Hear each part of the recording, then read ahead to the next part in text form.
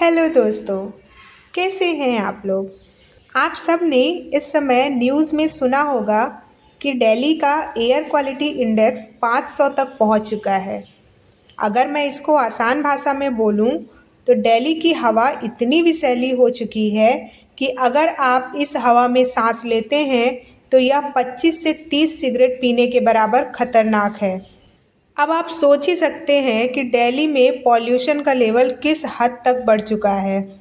और इस पॉल्यूशन का एक बड़ा कारण बताया जाता है किसानों द्वारा पराली जलाना।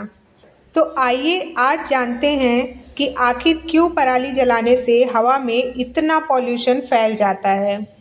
सबसे पहले हम ये जानते हैं कि ये पराली होता क्या है।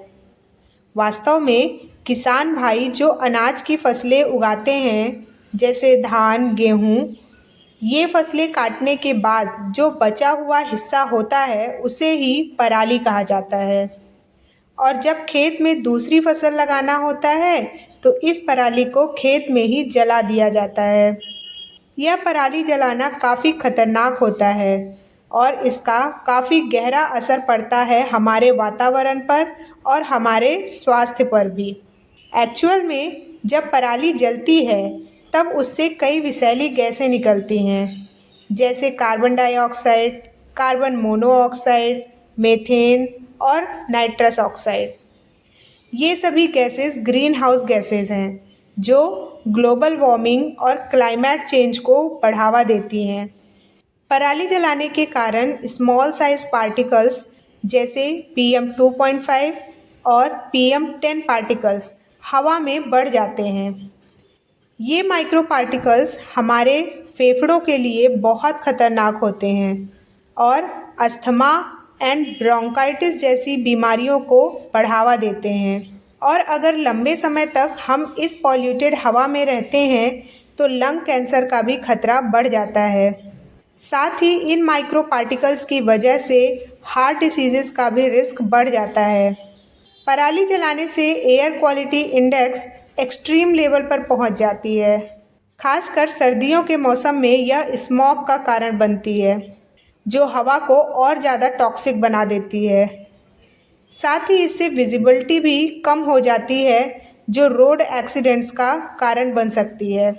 जब पराली जलाई जाती है तब मिट्टी में मौजूद आवश्यक पोषक तत्व भी नष्ट हो जाते हैं, जैसे नाइट्रोजन, फॉस्फोरस, पोटेशियम। इससे मिट्टी की उपजाऊ क्षमता भी कम हो जाती है। साथ ही मिट्टी के अंदर पाए जाने वाले सूक्ष्म जीव भी जल के खत्म हो जाते हैं, जो कि एक अच्छी फसल के लिए बेहद ज़रूरी होते हैं। पराली जलाने से नदी, तालाब और झीलों के पास का इकोसिस्टम भी बहुत ज़्यादा प्रभावित होता है। पराली के धुएं से एनिमल्स को सफोकेशन होता है और साथ ही उनका आवास भी नष्ट हो जाता है। कभी कभी पराली जलाना कंट्रोल से बाहर हो सकता है और बड़े स्केल पर एक्सीडेंटल फायर्स का कारण बन सकता है। अब आइए आपको बताते हैं कि आखिर ये पराली जलाई ही क्यों जाती है।